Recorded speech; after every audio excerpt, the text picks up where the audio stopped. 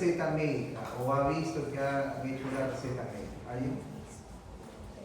¿Han tenido prácticas ya hospitalarias o prehospitalarias? ¿Sí o no, chicos? Sí, ya. La receta médica es donde nosotros vamos a indicar el tratamiento al paciente. Ese tratamiento, todo tratamiento médico se va a dividir en dos partes, ¿no? Un tratamiento farmacológico y un no farmacológico. Hay muchas enfermedades con el tratamiento no farmacológico resuelven. ¿Cuáles son las de ellas? La diabetes mellitus. El paciente que tiene diabetes, que tú le indicas que tenga un buen apego a la dieta, un ejercicio, y el tratamiento médico es el último pilar de ese tipo de enfermedad. Como que también hay enfermedades que necesitan primeramente un tratamiento médico y después un tratamiento farmacológico y después un tratamiento no farmacológico. La receta es muy importante ya que va a haber items que tienen que tenerlo en cuenta, chicos. ¿Ya? Siempre en la receta fecha es muy importante. Segundo, la prescripción médica, el nombre del medicamento. En una receta, al menos en los hospitales del MINSA y del Salud, o todo hospital que pertenezca al Estado, no se puede colocar nombres comerciales, ¿ya? Siempre nombre genérico. Su presentación, ¿cuál es la presentación? En miligramos, la presentación si es tableta, cápsula, supositorio, jarabe y cuánto le vas a dar. Todo ese cálculo tiene que hacerlo de acuerdo, en casos pediátricos al precio, en caso de adultos estándar, ¿no? En lo que son las indicaciones tiene que ir bien didáctico, bien claro, porque no todos vamos a trabajar en ciudad. Cuando ustedes hagan su CERU, van a trabajar en zonas donde va a haber muchas personas que ni siquiera sepan interpretar un número, ¿no? Analfabetas, hay en las zonas alejadas, sierra, selva. Entonces tienen que explicarle muy bien cómo va a ser la dosis, cuánto tiene que dar a su niño, cuánto tiene que tomar ella y por cuántos días.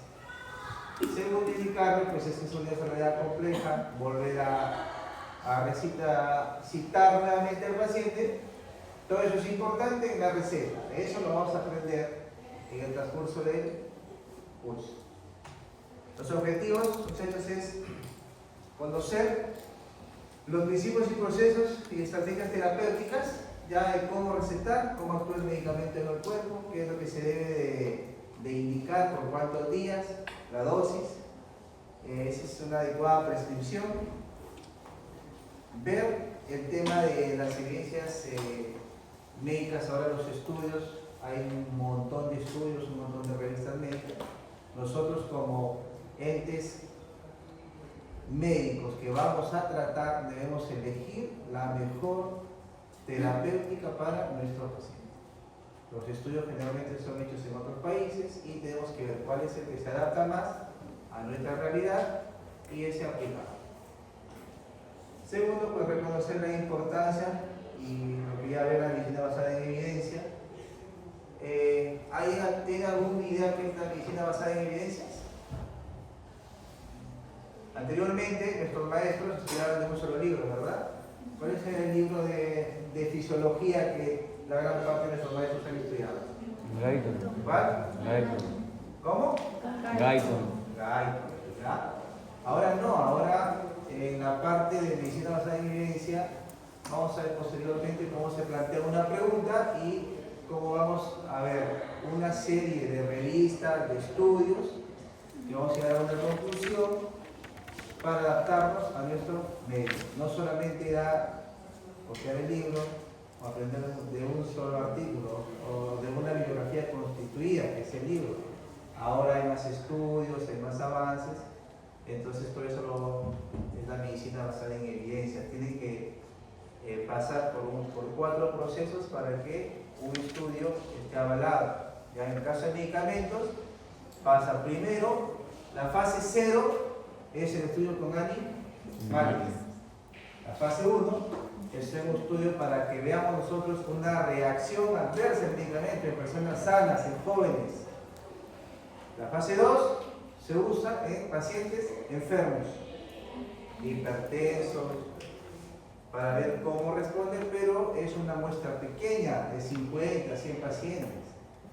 Ya, fase 3 es un estudio más grande. Fase 3 es cuando ya la fase 2 nos da una buena respuesta en comparación a otro medicamento, ya sea un medicamento similar o un placebo.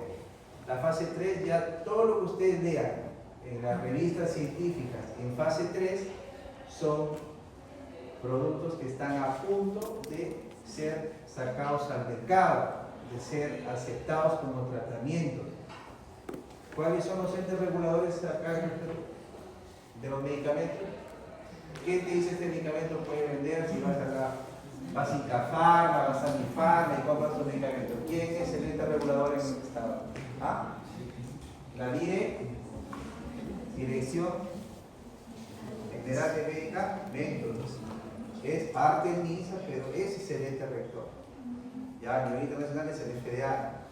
El FDA del Perú es la IEM. Y siempre reconocer el proceso terapéutico ya para el problema que nosotros vamos a encontrar. Siempre un paciente, ustedes, en la hipertensión arterial, un antihipertensivo que ustedes hayan recetado, que ustedes hayan visto que algún médico haya recetado. ¿Cuál? Losartán. ¿Otro? Ibersartán. ¿Ya otro que Captopril, sea? captopril. ¿Cómo? Captopril. ¿Qué más? De lo que veo en de calcio, ¿cómo se llama? Digo, Amlodipino, nifedipino, ¿verdad? Entonces, en lo que dice reconocer la terapia basada en el problema, hay cierto tipo de medicamentos que nosotros usamos en cierto tipo de pacientes, como por ejemplo al asmático que es hipertenso, no le puedes dar un grupo de antihipertensivos, ¿no? ¿Cuáles son los beta? No le puedes dar, ¿por qué? Porque exacerba una crisis. A un paciente diabético no le puedes dar cierto grupo de medicamentos porque altera la glicemia. Entonces todo eso está basado en que cada paciente no se le catalogue como una enfermedad, sino como un todo, un paciente, ver la función renal, función hepática, si tenemos un patológico como asma, como diabetes, que se agrega en este caso que estamos hablando de la HTA, va a afectar cierto tipo de medicamentos. Lo que son los principios de la farmacología, lo que vamos a hacer más hincapié es en la farmacocinética y farmacodinamia, también la integración de medicamentos, la relación dosis-respuesta, ya vamos a hacer unas tablas ahí, pues ya. Los medicamentos tienen una característica de que hay una curva de respuesta, ¿ya? Que es la concentración inhibitoria mínima y la concentración inhibitoria máxima. A partir de esa concentración inhibitoria mínima, el medicamento reciente hace un efecto, una respuesta. En el caso de antibióticos, si tú le das menos de esa dosis, no va a servir como un antibiótico, no va a destruir la bacteria. Tienes que dar esa dosis exacta y si tú pasas de la dosis máxima vas a causar una toxicidad al paciente. Por eso es que hay un rango, un porcentaje de todos los medicamentos que hay una concentración inhibitoria mínima y una máxima. Menos de la mínima, no hay efecto, más de la máxima, toxicidad.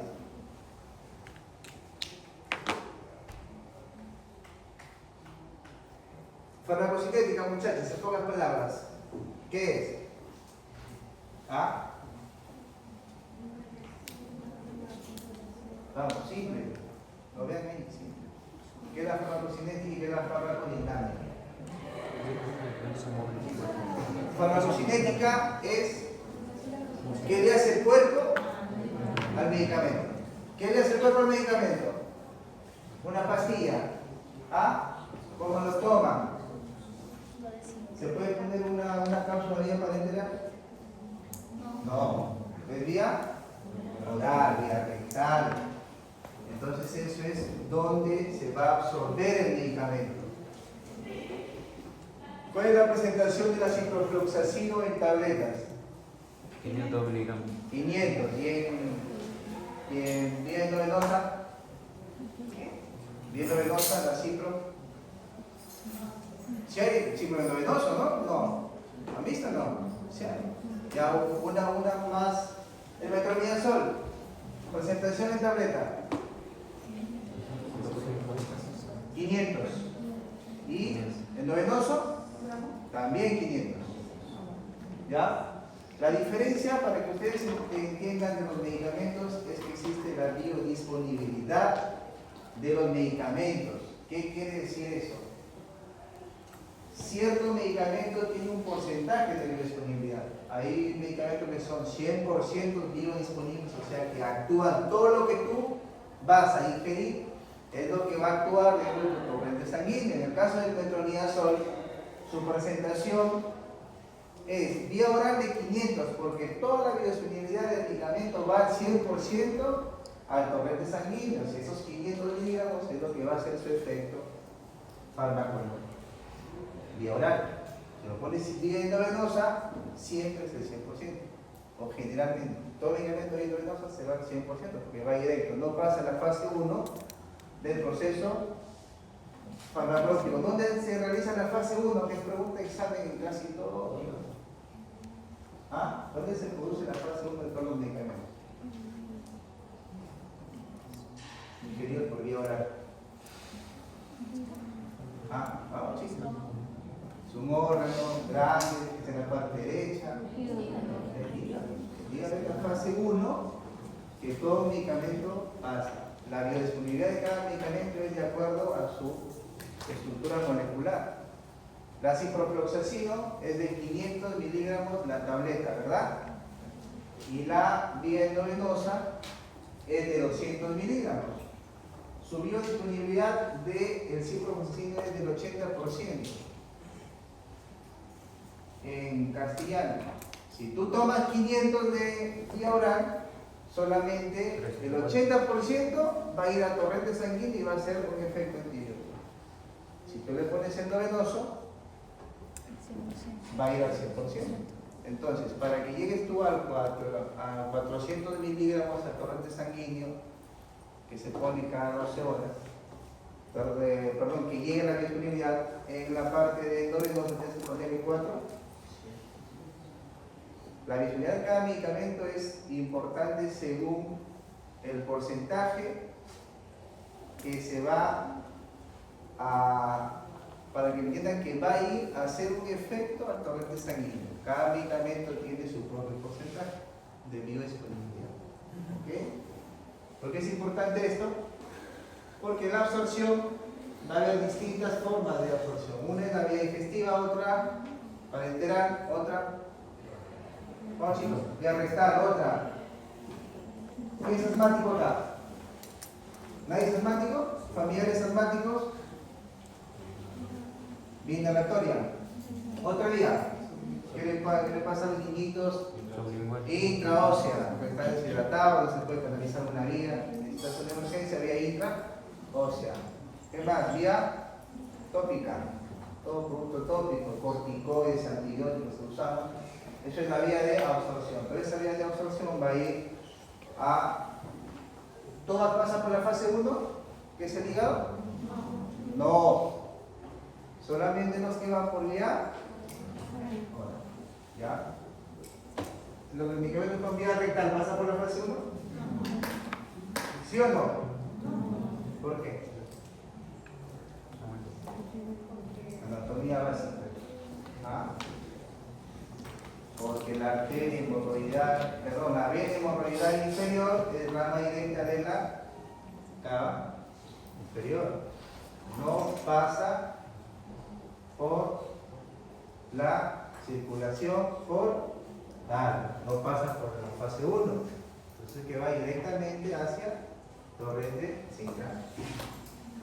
El metabolismo del medicamento, el hígado es un órgano muy importante para metabolizar todo tipo de sustancias que nosotros consumimos. En este caso, los medicamentos, lo que ustedes van a ingerir son moléculas inactivas del fármaco. El hígado hace que esas moléculas se activen a través de una serie de procesos bioquímicos, y este mismo proceso de metabolismo hace que se elimine. ¿Cuáles son las fuentes de eliminación de un medicamento? La principal fuente, ¿cuál es?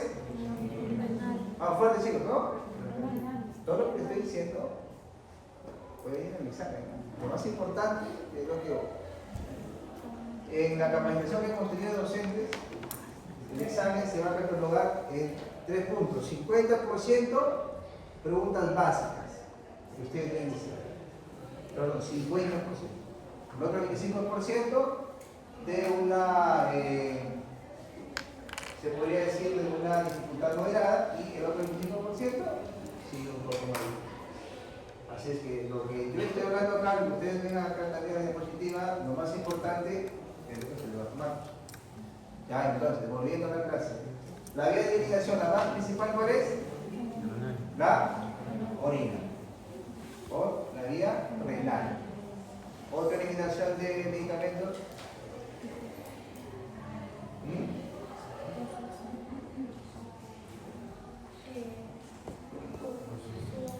No, chicos, otra eliminación de medicamentos. Vía respiratoria. Ya también eliminamos cierta parte del medicamento. Bueno, concepto de farmacocinética, para que tengan en cuenta, es el paso del medicamento a través del organismo en función de tiempo y dosis. Permite ver la forma a través de la vía de administración de un determinado molécula farmacológica. En pocas palabras, que es lo que el cuerpo le hace al medicamento, por dónde pasa hasta llegar a su efecto y por dónde se elimina. Acá no estamos hablando nada de lo que hace el medicamento, solamente es su tránsito, el movimiento en el cuerpo. ¿Ya? Ya hemos hablado, la dosis, ya va a ir a una primeramente va a absorber, luego va a liberarse el medicamento. Siempre hay una fracción del fármaco libre, que es el que realiza el efecto, otra porcentaje es el que se metaboliza, y al final todo el medicamento se va a biotransformar o se va a metabolizar para ser eliminado a través de lo que ya hemos hablado, por vía renal, que es la principal fuente de eliminación de los medicamentos. Farmacodinamia. Vamos. Concepto básico de farmacodinamia. Si uno verá todo lo que el cuerpo le hace al medicamento, ¿qué es?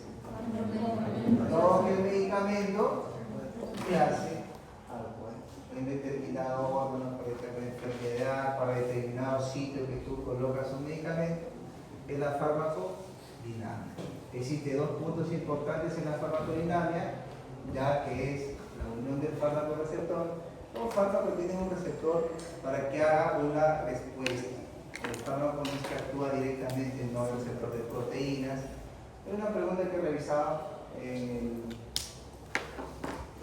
lo que es el medicamento utiliza energía. ¿Ya? Ahí. Donde no se utiliza energía y ahí donde se utiliza energía. ¿Cuál ustedes creen de esas dos es la más utilizada por los medicamentos? ¿La que utiliza energía o la que no utiliza energía? ¿Ah? La que utiliza. La que no utiliza energía. Y es la transferencia pasiva de medicamentos. Es la más frecuente que hay. Si no, todo medicamento utilizaría ATP, glucosa y fuera más complicado. Hay medicamentos que sí utilizan ese tipo de vía, pero el más frecuente es la pasiva, ¿ya? La que no necesita energía para realizar su efecto. Lo que les estaba hablando, chicos, de la curva de todo medicamento, ya es importante que ustedes vean acá. Estas son la puntiaguda, perdón, estas son esta línea con el efecto máximo. Cuando el medicamento hace la parábola y pasa de la respuesta deseada, es que hay un efecto, hay una respuesta. Antiinflamatorio, para la inflamación, analgésico, te cambia el dolor, antipirético, te baja la fiebre, antibiótico, vaso del microorganismo, siempre y cuando pase esa fracción de cada medicamento, ese porcentaje. Por eso es de que no hay una dosis específica del medicamento. ¿Ustedes han ido a pediatría ahí no?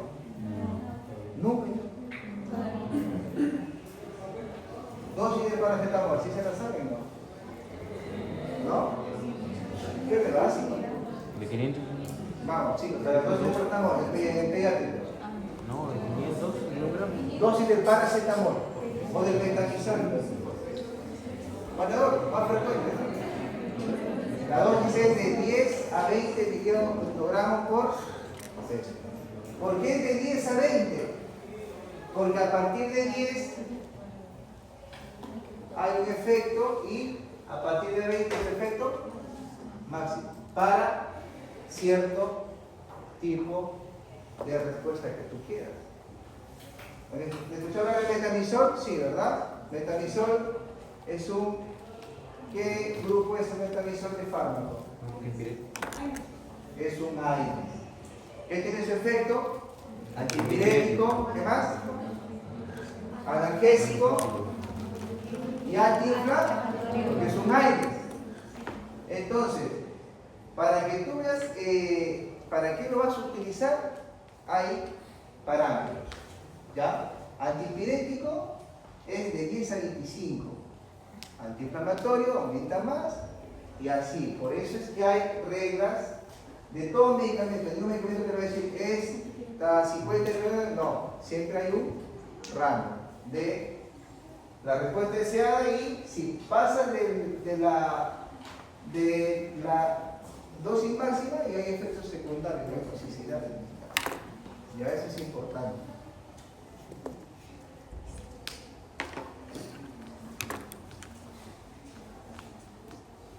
Doctor, ¿qué pasa si le doy menos dosis? No hay respuesta. O hay una respuesta mínima. Doctor, entonces, ¿qué dosis le debo dar si de un medicamento, supongamos de la cefalexina, es una cefalosporina de primera generación que actúa en la pared de la bacteria, es un beta-lactámico? Su dosis es de 30 a 50 miligramos por kilogramo por día. ¿Qué dosis me calcula, doctor? ¿30 o 50? ¿Qué dosis calculamos ahí? ¿Lo calculamos la máxima o la mínima? ¿O la 50? ¿Ah? Claro, si hay, doctor, si usted me dice que de 30 a 50, ¿cuál lo calculo? O lo calculo 30, o lo calculo 50, o lo puedo calcular 40 también. Ahora, ¿cuál es lo indicado o cuál es lo que se debe hacer para cierto tipo de paciente?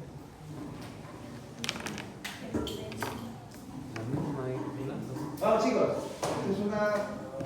No es que yo les diga todo, simplemente no pasa nada. La mínima e ir más rápido.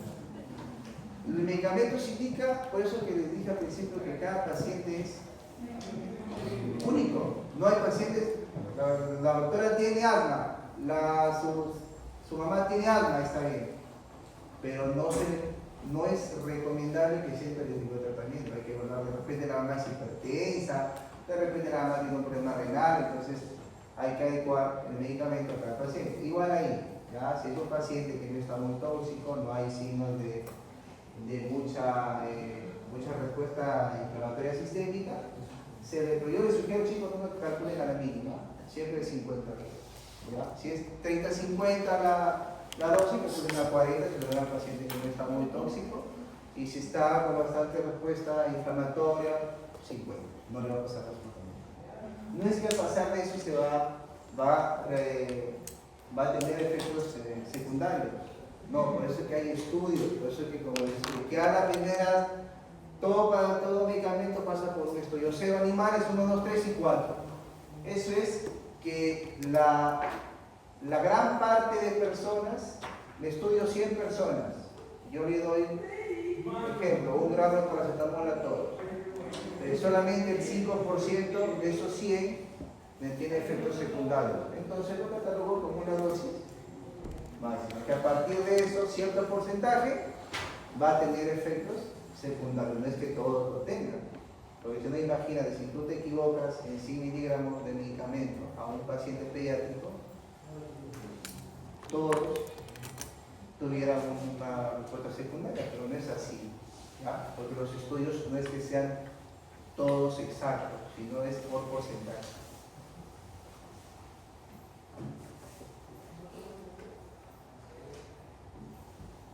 Los principios de la selección de una dosis de medicamento ya es pues definir lo que ya hemos hablado anteriormente, la dosis de inicio y la dosis de efecto esperado y la dosis de toxicidad. Siempre viendo, todo medicamento tiene esa característica, chicos, ¿ya?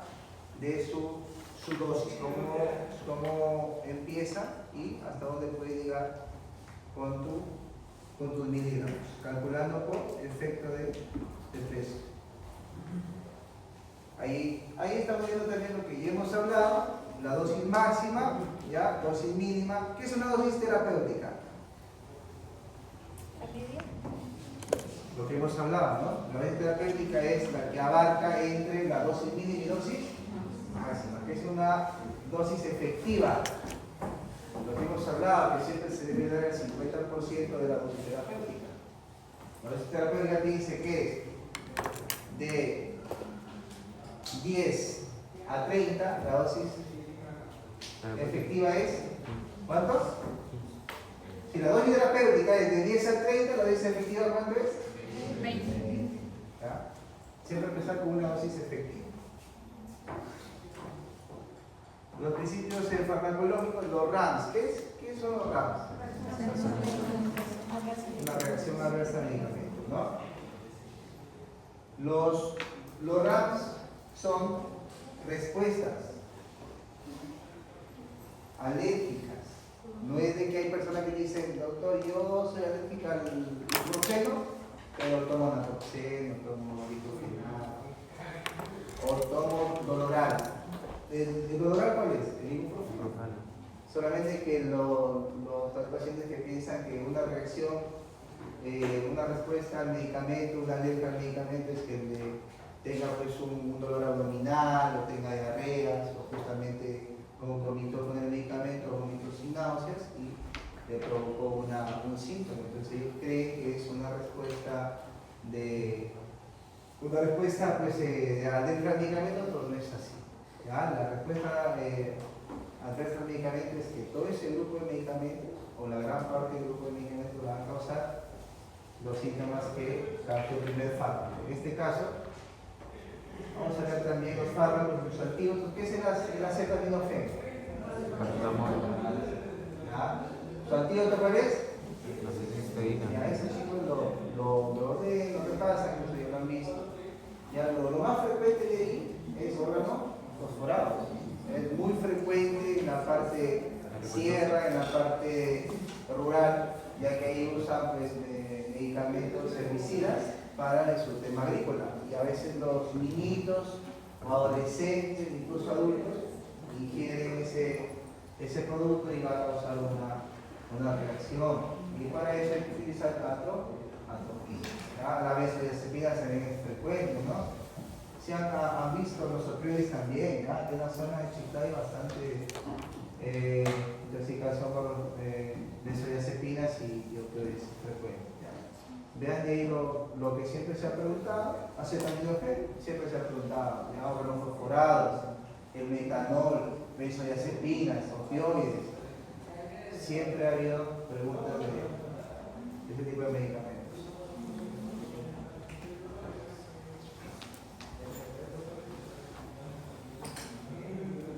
¿Qué es una prescripción apropiada de un medicamento?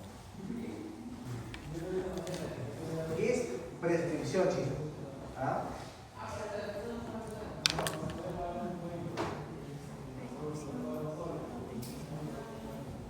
Una prescripción es que tú hagas una indicación plasmada sobre cierto tipo de medicamento. Ahora, adecuada o apropiada quiere que tú tengas la noción o seas la persona que seleccione el medicamento y sea el más idóneo para tu paciente.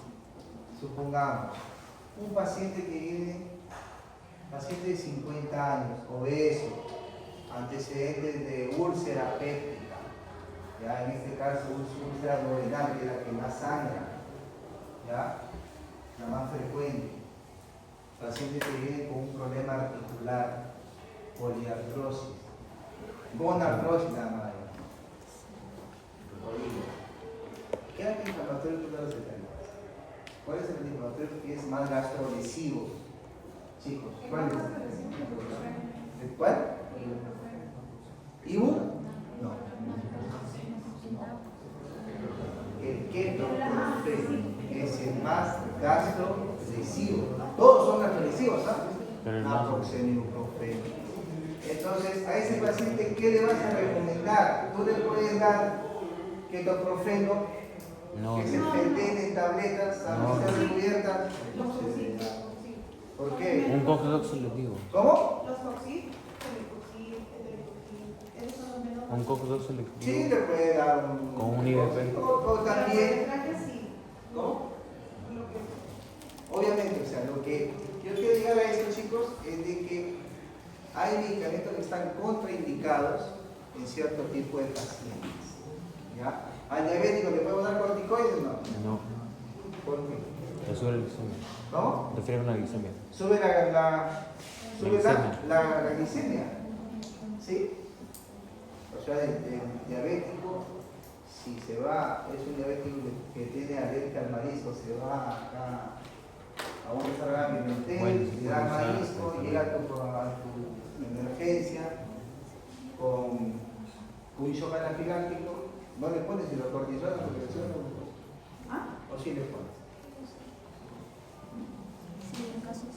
Claro. Los corticoides están contraindicados absolutamente en los diabéticos. Absolutamente no. ¿Cuándo están contraindicados los corticoides en los diabéticos? Absolutamente, que no deben dar. El corticoide es un antiinflamatorio esteroideo, muy bueno, de muy buena respuesta. Hay corticoides de respuesta, se podría decir, lenta, y otros de respuesta rápida. La respuesta rápida, ¿cuál es? La hidrocortisona, que usamos en crisis asmática, utilizamos en un shock anafiláctico, en una urticaria, ¿no? Se usa ese tipo de corticoides porque su efecto es rápido, es inmediato. Si quieres un efecto más prolongado, ¿cuáles son los que se colocan intraarticular? La triancino, prednisolona, ¿no? Que se usa, prednisona, dexametasona, metilprednisolona, un montón de... ¿A qué quiero llegar? Al diabético, tú no le puedes dar corticoides si tú le vas a dar por larga data. ¿Qué pacientes consumen corticoides por larga data? No, chicos, un paciente Reumatológico. que tiene colágeno acá, Con las genopatías. ¿cuáles son? AR. Artritis reumatoide. No le puede dar porque el paciente no va a consumir 10 días de corticoides, va a consumir larga data. Ahí sí está contraindicado.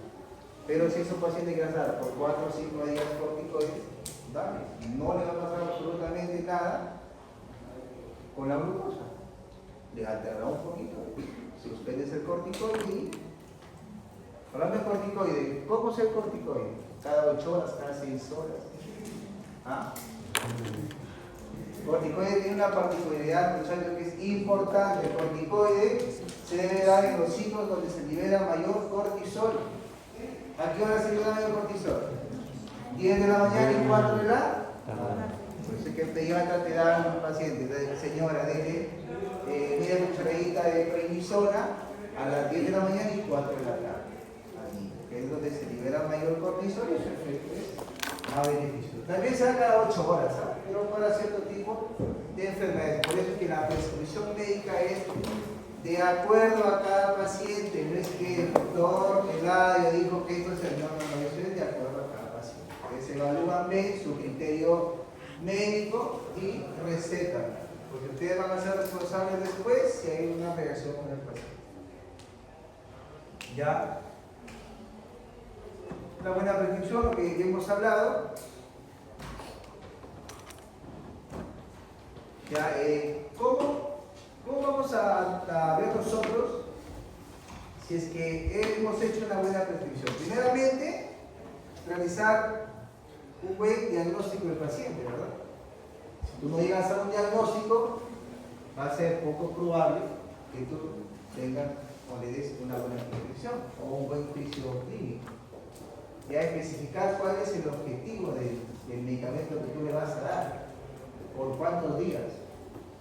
En los antibióticos, que van a ver un caso con la doctora, ya, los antibióticos, según el up-to-date de los últimos años, ha cambiado los días de prescripción. ¿Cuánto damos anteriormente un antibiótico? 3. ¿Cuánto damos? Más de 3. Vamos, primero, ¿cuánto? 7 días, ¿verdad? Después voy a darle 10, 14. Era 5, 7, 10 o 14. No, hasta 21 semanas. Incluso se puede dar más tiempo. Por ejemplo, 21 días en qué enfermedad es variable. Según la biodisponibilidad y la absorción del medicamento. Por eso todo eso se es aplicado a cualquier parte de la especialidad. La biodisponibilidad del medicamento es en sangre, ¿verdad? Si tú le das a un tejido blando va a llegar, obviamente, más rápido. Pero si tú quieres que actúe en el hueso, ¿usted cree que va a llegar el medicamento rápido? No. ¿Por qué? Porque la circulación ósea es más lenta. Por eso que necesitas mayor tiempo de indicación de dicho antibiótico. ¿En qué enfermedad estamos hablando? Osteomielitis. ¿Ustedes pueden dar unos 35 días de antibiótico? No, sea 14, 21 días. Ya, entonces, eso es el objetivo terapéutico. Ya, comprobar el medicamento es adecuado, obviamente, pues es una faringitis viral, le vas a dar amoxicilina. ¿Ah? No, porque es viral. No, ¿por qué? Porque es viral. Porque es viral. No, La amoxicilina no te calma el dolor, no quita la tos. ¿Qué más? No te diluye la secreción nasal. Nada. ¿Qué hace la amoxicilina? Va la bacteria y lo destruye, nada más. Cuando tú vas a la farmacia y dices, a quien te vende ahí, que a veces es cualquier persona, le ve la garganta, ¿qué te dan? Les aseguro que al 90% le dan amoxicilina más un panadol o dexametasona, y al día siguiente que dices, me mejoró. No ves el antibiótico. El vecino viene y toma esta dosis. Pero el antibiótico no tiene nada que ver, con un día no hay efecto. Volviendo al estudio que se hizo en el los antibióticos actualmente ya, si tú das, se hizo un estudio aleatorio bastante grande. Si tú das 5 días de antibiótico, es tan igual como si tú le dieras 3 días. Y si tú das 7 días de antibiótico, es tan igual la respuesta como si le dieras 5 días. Esto fue lo que ha cambiado. En pocas palabras, si tú ves que es una infección simple, tú le das antibiótico por 3 días nada más, la respuesta es tan igual como si le estuvieras dando por en cierto tipo de enfermedad y en cierto tipo de paciente. Igual, si tú catalogas que tu paciente necesita 7 días de antibiótico y tú le das por 5, el resultado es similar si le das por 5. ¿Ya? Son estudios que se hacen en distintos pacientes que tú lo puedes aplicar a un paciente que no se acomode. Un paciente que tú sabes que se va a complicar, no le vas a dar 3 días, es que hay 7 días. ¿Ya? Información, instrucciones y advertencias. Siempre cada medicamento tiene sus contraindicaciones, cada medicamento tiene sus respuestas adversas. ¿Cuál es la respuesta adversa del tramador, chicos? Respuesta náuseas. La biodisponibilidad de ese tipo de medicamento. ¿Cuál es la presentación del tramadol vía oral? ¿Ah? De 100. Y vía parenteral, ya sea subcutánea, intravenosa o intramuscular, es de 50. Ahí también de 100. ¿Ya? ¿A qué queremos llegar eso? Con la biodisponibilidad del medicamento. el tramadol, al pasar por la fase 1 por el hígado, el 50% de ese medicamento se metaboliza, no sirve, solamente el 50% pasa a vía sanguínea, vas a hacer su efecto. Si tú le colocas vía, y esa cantidad te causa náuseas, imagínate colocarlo 100 endovenoso. Por eso es que se coloca siempre tamal con diminuido, para evitar una respuesta esperada, no es de que sea una respuesta no. Es una respuesta esperada del antibiótico, de ese tipo de medicamento. Así hay un montón de medicamentos, ¿ya? Supervisar siempre el tratamiento, cómo se aplica, es importante. Chicos, una experiencia que yo tuve hace 2 años, un paciente que ya logró dominar la tercera. No, era una litiasis renal. Está con un dolor intenso, ya sabe cómo es ese dolor, un dolor constante. Llega el paciente, mi R2 le canaliza la vía y me llama, hizo paro. Estaba en el segundo piso. Efectivamente, ¿por qué? Por la aplicación muy rápida. Le pusieron tramal, un tramal de 100, 2 metanisoles, un demiedrigato en 10 minutos. Y eso causó una reacción vagal y el paciente hizo su pero lo que no sabe. El tramal, todo que hace se pasa en un tiempo prolongado, chicos, más de media hora. Cuando ustedes indiquen tramal endovenoso, yo les sugiero que pongan bien clarito, lento y diluido, que vea la enfermera y pasar en más de 30 minutos o en 1 hora. En el Volutrol de 100, no sé, si tienen bomba de infusión, pero no pasen medicamento opioide rápido, porque causa su reacción adversa, que es si tú le pasas eso, va a pasar eso, no es que sea una respuesta alérgica, ¿ya? Medicamento, ya hemos hablado de un paciente bien evaluado, medicamento correcto, una dosis adecuada y la vía y horario de la administración.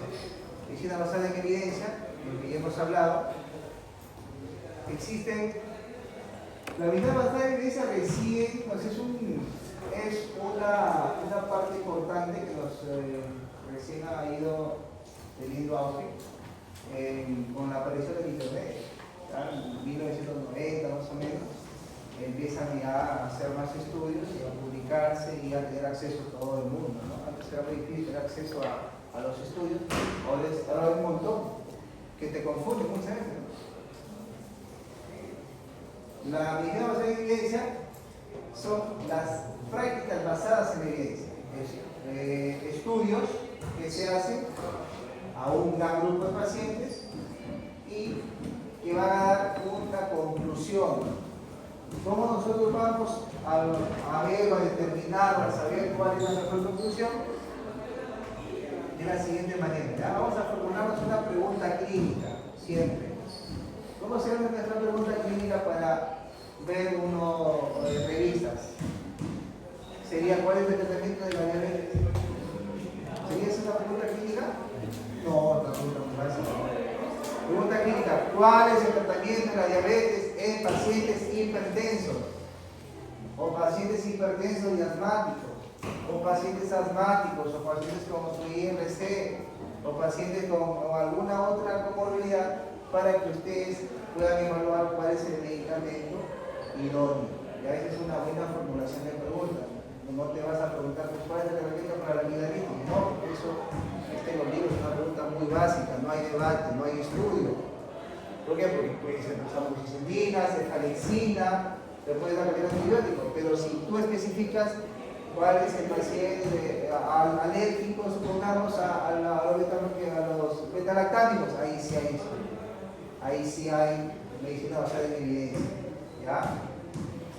Siempre encontrar la evidencia las más disponibles, siempre pues comparar, siempre es bueno comparar una segunda opinión, ver ya cuáles son los productos que se han usado más y que tienen mejor respuesta y que se va a adecuar a su paciente. calidad, de validez interna y externa, se supone que todo estudio publicado ya está en fase 3 a 4, incluso fase 4. Vaya a la fase 4, medicamentos que ya han sido aprobados por la IDMI de Perú y por la FDA a nivel internacional. Para que un producto se venda acá en el país, debe ser aprobado por la IDMI. Si no, pues se ha aprobado por la FDA, está bien. No puede vender en cualquier otro país, pero en Perú no. Tiene que estar aprobado por la IDMI.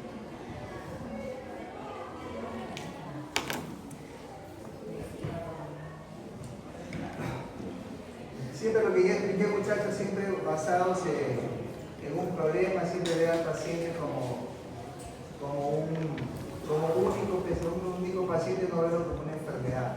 Porque la enfermedad todo el mundo sabe que se puede aplicar, ¿no? Ahorita cualquiera agarra en internet, por eso que hay pacientes que dicen, doctor, pero para apendicitis hay tratamiento antibiótico, ¿por qué no voy a tener antibiótico? Entonces, para eso está la experiencia del médico, para tratar la medicina basada en evidencia y el tratamiento antibiótico. Ya, por eso ustedes son los que van a recetar, ustedes son los que van a orientar a su paciente por qué le están dando ese tratamiento y cuál va a ser su efecto. En este caso tiene que ser un efecto óptimo, no un efecto que le solucione su problema. Vamos acá a ver identificar los aspectos clínicos y fisiopatológicos. Ya de la parte farmacológica es importante el medicamento, para su excreción, su biodisponibilidad. Es muy importante la farmacodinámica, ya que es lo que hace el medicamento. Hay ciertos medicamentos que necesitan coadyuvantes para que puedan efectivizar su función. Uno de esos es que le dice al paciente, señora, su niñito, después de darle este jarabe, le puede dar un jugo de naranja, una limonada para que se absorba mejor. ¿Qué medicamento es ese? El hierro. A todo niñito que esté anímico, que le cerca de hierro, que sugieres que tome alguna sustancia que tenga ácido. ¿Por qué? Porque eso va a ayudar a mejor absorción y una mejor biodisponibilidad del medicamento. ¿Verdad? Lo que hemos hablado, las reacciones adversas, ¿ya? Siempre hincapié en que el uso racional de los antibióticos, de medicamentos. Ya hay muchos colegas que para un problema que tú le puedes solucionar con uno o dos medicamentos le mandan como 5, ¿no? Por si acaso. Y eso no es idóneo. Su curso terapéutica va a usted a ayudar a plantearse un pensamiento clínico, pensamiento que sepa que lo que le están dando al paciente es lo que le va a solucionar su problema.